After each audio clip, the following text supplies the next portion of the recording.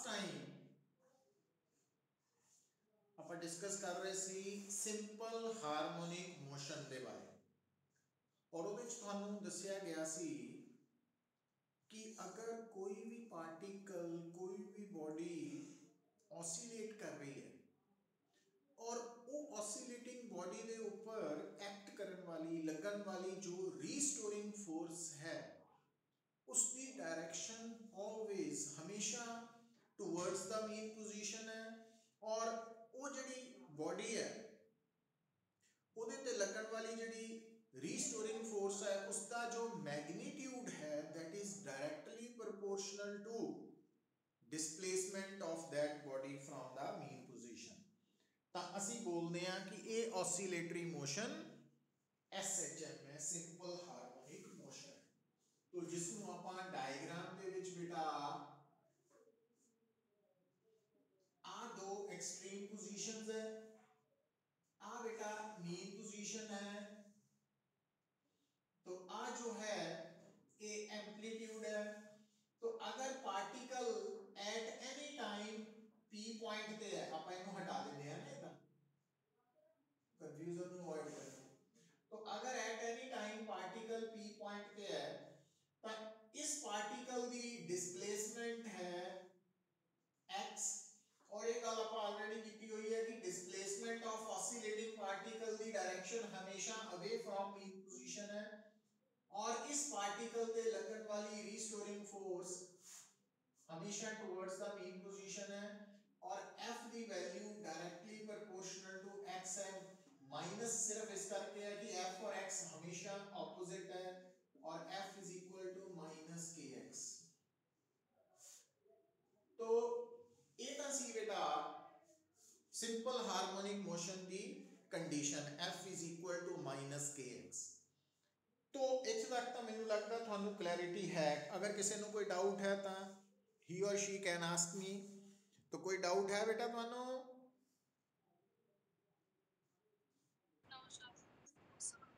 सब क्लियर है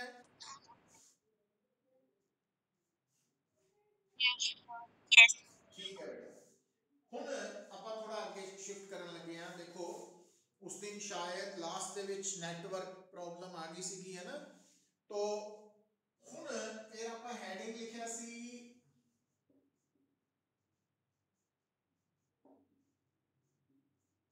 differential equation of SHM तो एक्चुअली पुत्र क्योंकि थानू पता force is equal to this F is equal to mass into acceleration और एक्सेलरेशन बेसिकली की है d square x by dt square है मैकेनिक्स पढ़िया हुआ आपा तो d square x over dt square is equal to minus k by mx तो आ ਜਿਹੜੀ टर्म है ना आ वाली term k by m k stiffness constant है फोर्स कांस्टेंट है स्प्रिंग कांस्टेंट है m मास है तो k by m जो है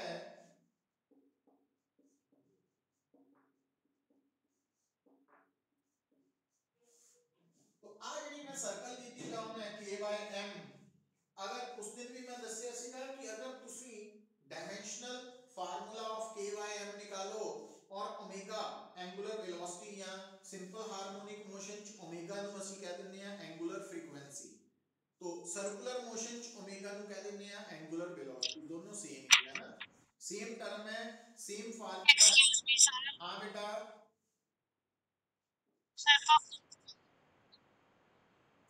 ओके बेटा तो ये जो k by m है इस टर्म नु ਅਸੀਂ ओमेगा स्क्वायर के बराबर लिख सकते हैं क्यों क्योंकि k by m k की है स्प्रिंग कांस्टेंट और फोर्स कांस्टेंट और स्टिफनेस कांस्टेंट m की है मास तो ओमेगा की है simple harmonic motion angular frequency तो ओमेगा और k by m जो है अगर डायमेंशनली देखिए तो k by m का डायमेंशनल फार्मूला वही है जो ओमेगा स्क्वायर का है तो बोथ आर इक्विवेलेंट तो ਅਸੀਂ k by m ਨੂੰ ओमेगा स्क्वायर नाल रिप्लेस करता तो where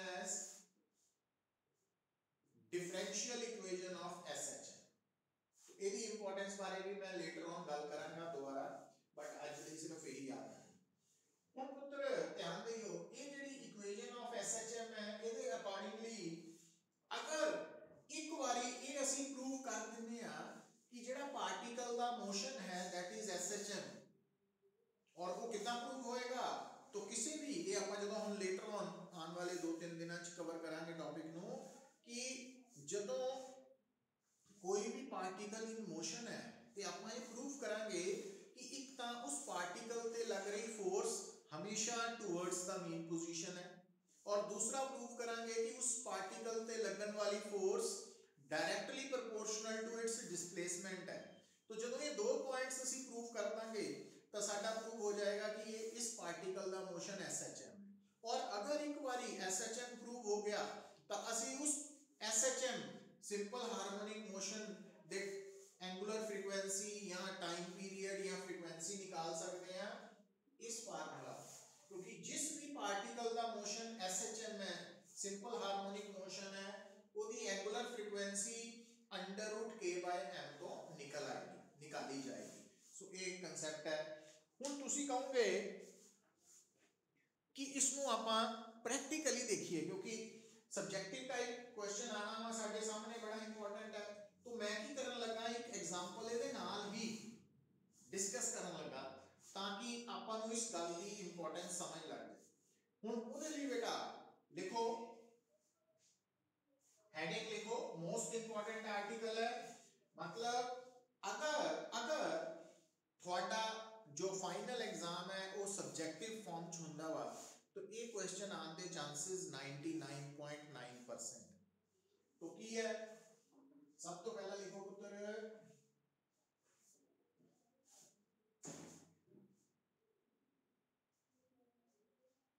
simple pendulum.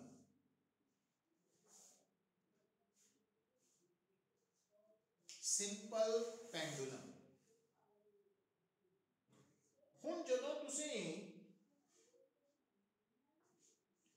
Simple pendulum की गल करते हैं तो सब तो पहला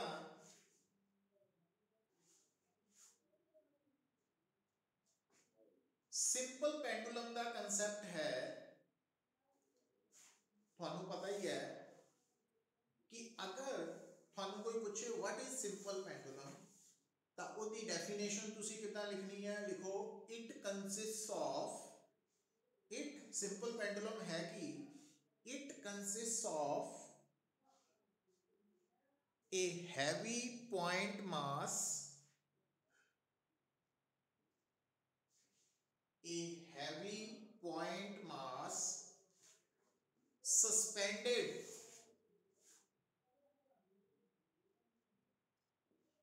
with a massless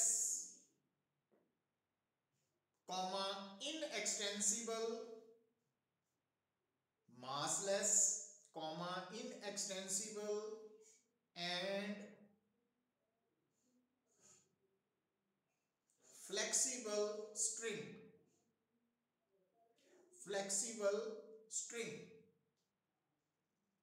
तो जो स्ट्रिंग है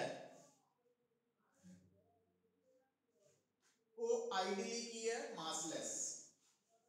तो हुण बेटा जिहड़ा तुहाडा सिंपल पेंडुलम है वो है एक स्ट्रिंग दिस इज स्ट्रिंग और ਉਹਦੇ ਨਾਲ ਕੀ है पॉइंट मास। हुण एक्चुअली हैवी पॉइंट मास जो है हैवी पॉइंट मास वो रियलिटी च एग्जिस्ट नहीं करता है ना। मतलब हैवी पॉइंट मास का मतलब है भी एक पॉइंट वर्गी बॉडी होए पर उसका मास बहुत ज़्यादा होए इतना पॉसिबल नहीं है। तो रियलिटी दे विच बेटा जो सिंपल पेंडुलम है ਉਹਦੇ ਵਿੱਚ हैवी पॉइंट मास की जगह आ जाता एक बॉब हैवी बॉब। तो आ जड़ा बॉब है तो ये स्फेरिकल शेप है और इहदे बारे में मैं तुहानू दसांगा कि जेड़ा सिंपल पेंडुलम है उसका जो हैवी बॉब है वो स्फेरिकल शेप च ही क्यों है सिलेंड्रिकल क्यों नहीं है या क्यूबिकल क्यों नहीं है या कोई और शेप क्यों नहीं है स्फेरिकल ही क्यों है तो उसका भी आंसर मिलेगा।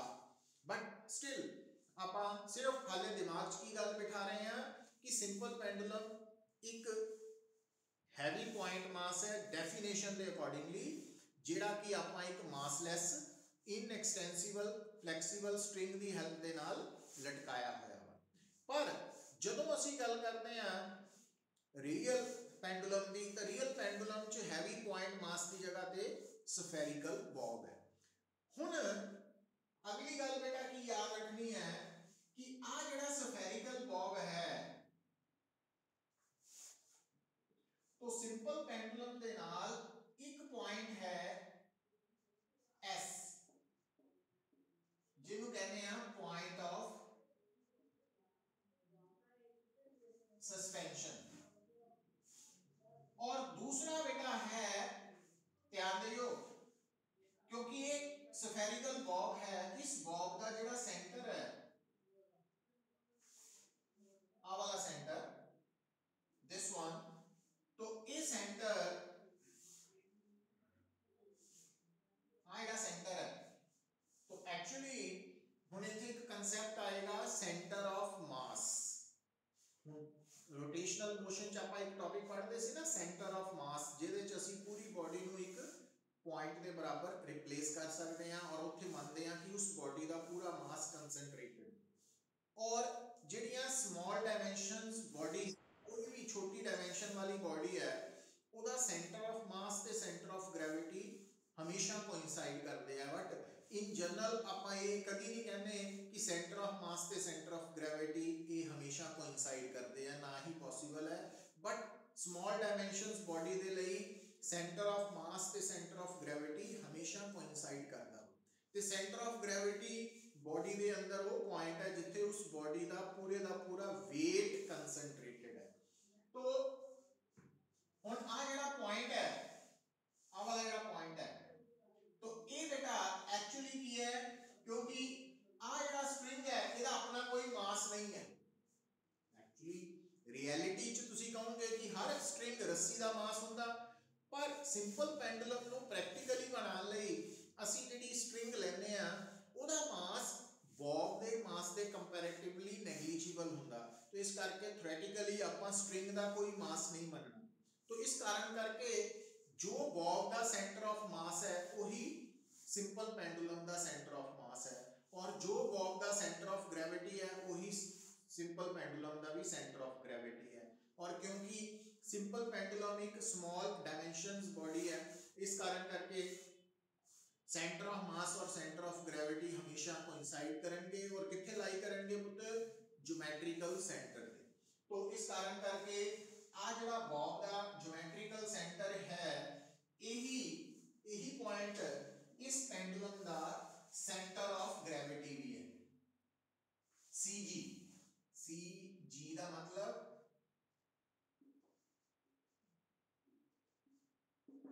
Centre of gravity. अच्छा हुण अगली गल बेटा, जदों असीं एक टर्म यूज करते हैं जिन्हों असीं कहते हैं लेंथ ऑफ पेंडुलम।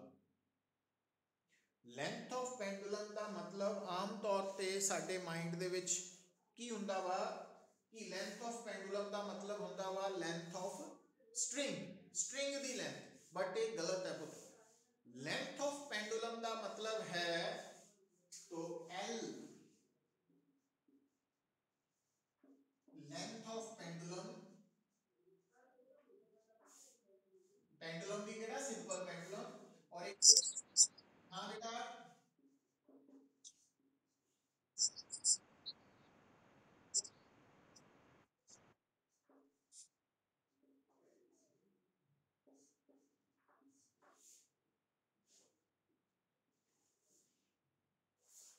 देखो, तो सिंपल पेंडुलम की जो लेंथ है उसका मतलब है एस तो लेके ओ तक का डिस्टेंस, आ वाला डिस्टेंस।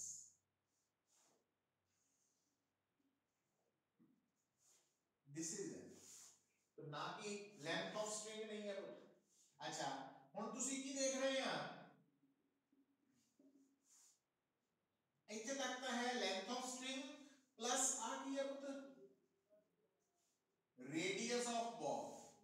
इसका मतलब जिहड़ी सिंपल पेंडुलम की लेंथ है वो किहदे बराबर है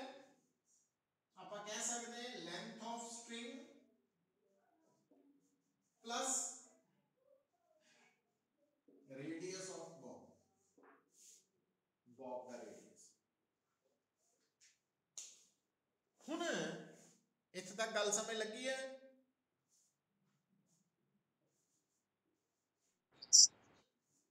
तो सिंपल पेंडुलम ਬਣਿਆ ਕਾਹਦਾ ਹੋਇਆ? ਇੱਕ ਸਟ੍ਰਿੰਗ ਹੈ, ਉਹਦੇ ਨੀਚੇ ਇੱਕ ਹੈਵੀ ਪੁਆਇੰਟ ਮਾਸ ਬੌਬ ਸਫੈਰਿਕਲ ਬੌਬ ਅਟੈਚਡ ਹੈ।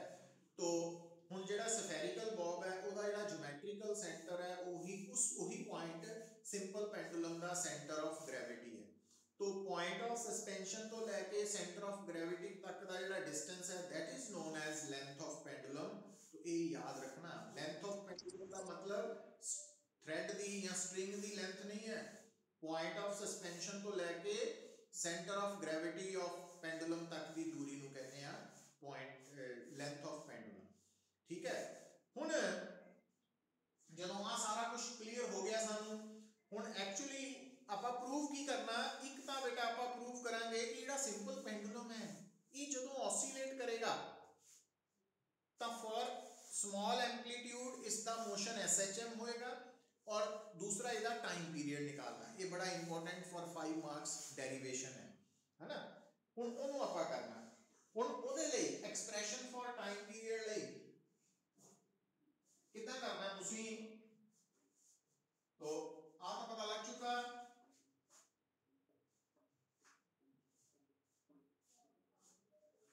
ਹੁਣ आओ एक्सप्रेशन फॉर टाइम पीरियड ਲਈ बेटा की करना, ਤੁਸੀਂ दोबारा डायग्राम बनाई जाए।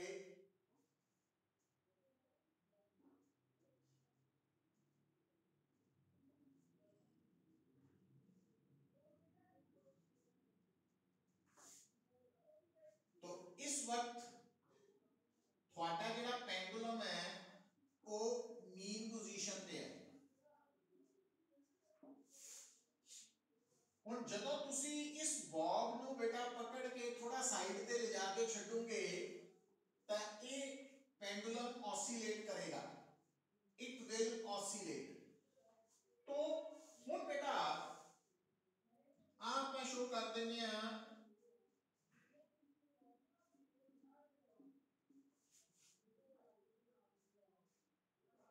तो आ जड़ा पाथ ऑफ ऑसिलेशन है ये लीनियर पाथ है, स्ट्रेट पाथ है कि कर्व्ड? कर्व्ड। ਇਹਦਾ मतलब इथों ये प्रूव हो गया कि simple pendulum actually angular oscillation की एग्जांपल है। ਤੁਹਾਨੂੰ ਸ਼ੁਰੂ ਵਿੱਚ ਦੱਸਿਆ ਸੀ ਵੀ ऑसिलेशंस दो तरह ਦੀਆਂ ਹੋ ਸਕਦੀਆਂ, ਇੱਕ ਲੀਨੀਅਰ ਇੱਕ एंगुलर। तो ਇਹ एंगुलर है ना, ये क्लियर हो जाना चाहिए पाथ ਤੋਂ।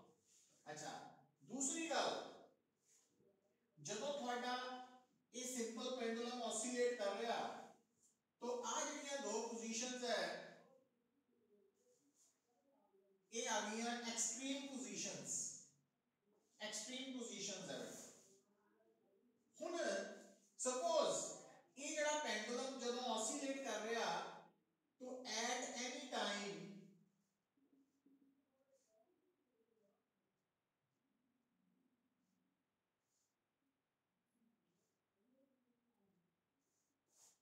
तो ये पेंडुलम इत्थे है।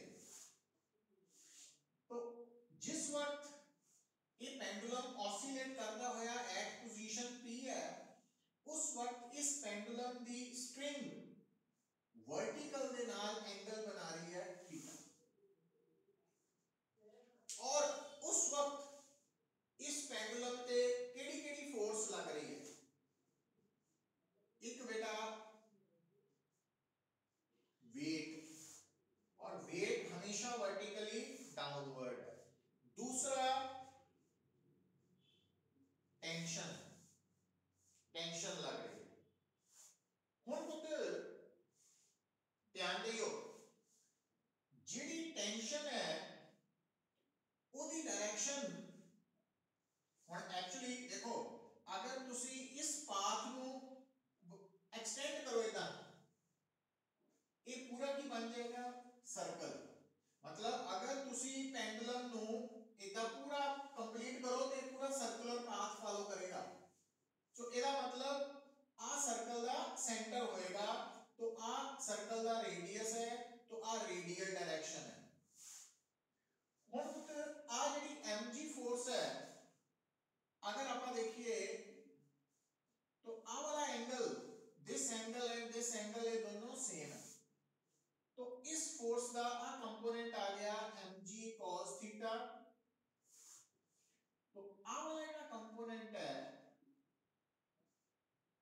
mg sin theta.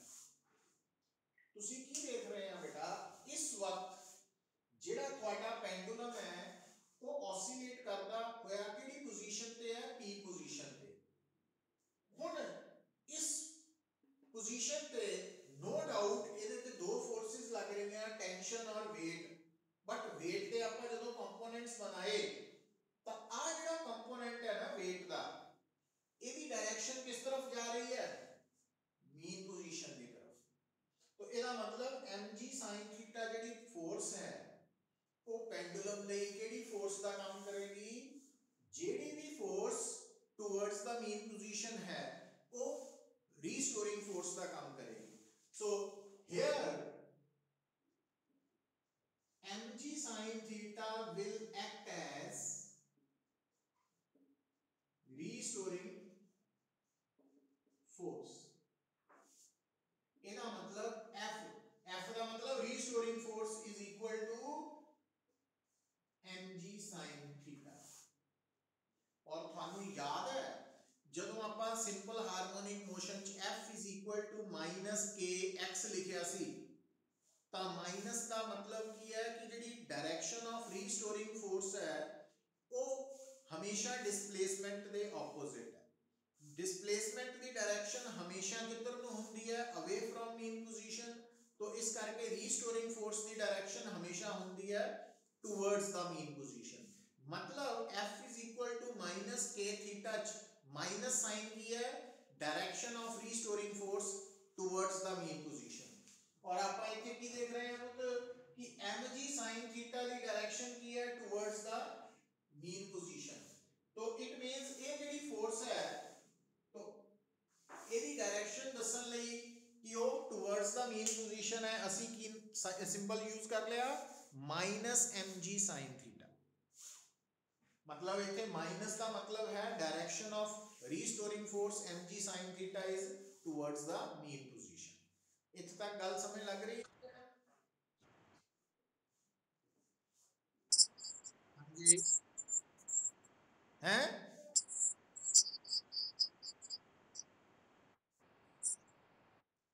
क्लियर नहीं आ रहा?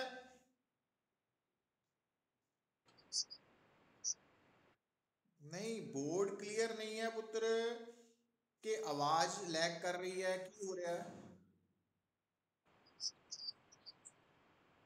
मैनू तो क्लियर है, सारे ही प्रॉब्लम आ रही?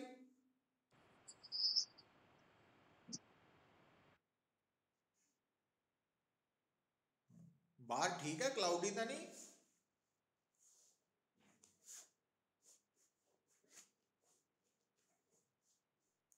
देखो सुनो, क्योंकि नाल नाल मैं रिकॉर्डिंग भी कर रहा वा, इस कारण करके दोबारा इस लैक्चर ਨੂੰ रिकॉर्डिंग तो देख लियो, जो कोई डाउट्स होंगे फिर डिस्कस कर लेंगे, पर ये इंपॉर्टेंट बहुत है टॉपिक।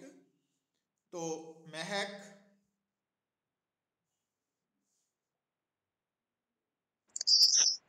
क्लियर है सब कुछ के नहीं?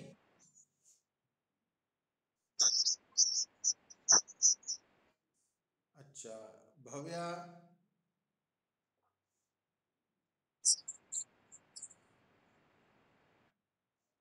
अच्छा